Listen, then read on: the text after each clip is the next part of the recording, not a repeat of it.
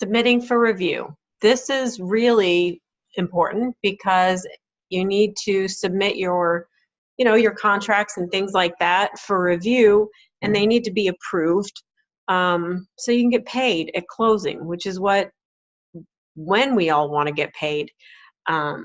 So I'm going to show you how to get that done. You're going to open up. This is what my loop looks like when I first log in. I use the compact view here. I'm going to go into my loop, and I'm going to notice that my initial documents, these are the ones we want within the first 48-hour, guys, because if something can go wrong, we want everything to be right before it goes wrong, if that makes sense. If we have an escrow dispute, then that's not the time to go back and ask people to correct stuff. So try and submit your stuff immediately after going in under agreement, and try and make sure that it's a complete package.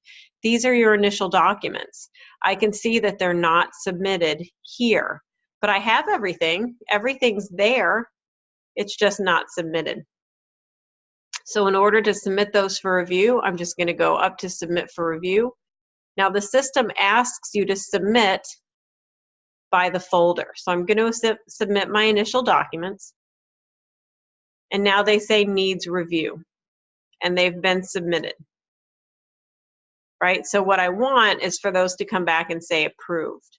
Now what you might see, you might get a message when you try and get your CDA signed that your docs haven't been submitted, right? So go back and submit them.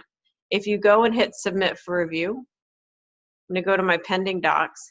I hit submit. It says the following documents are required before you can submit your earnest, before you can submit. This is the earnest money deposit. That is required. The only reason that it wouldn't be required is if there was no earnest money deposit. So you would need to add this. For example, you can get it from title.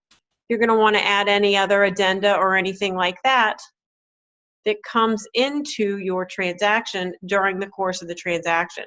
This initial document section is for the first 48 hours. And once it's been approved, this is going to say approved. I've just closed the folder.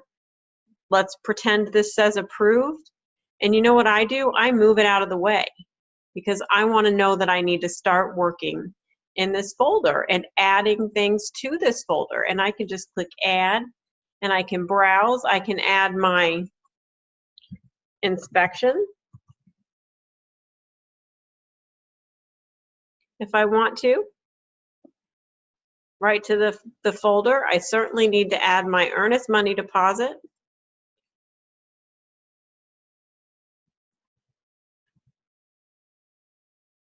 And I'm just going and I'm grabbing that.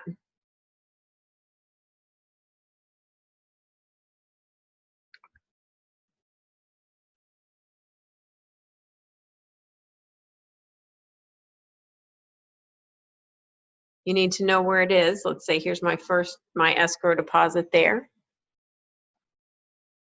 So now I have my inspection extension, I have an earnest money deposit, and I have my CDA. So now I need to submit these. When these say not submitted, you're not going to get your CDA signed.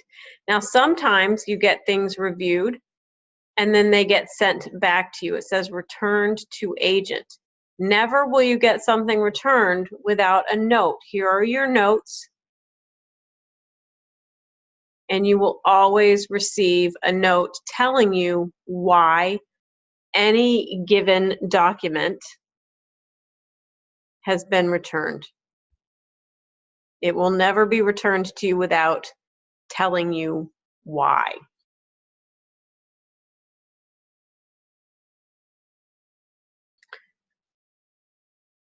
So that's what we're looking for. If you have any questions, please email me or call me. I'm happy to work with you and talk to you about what the required documents are.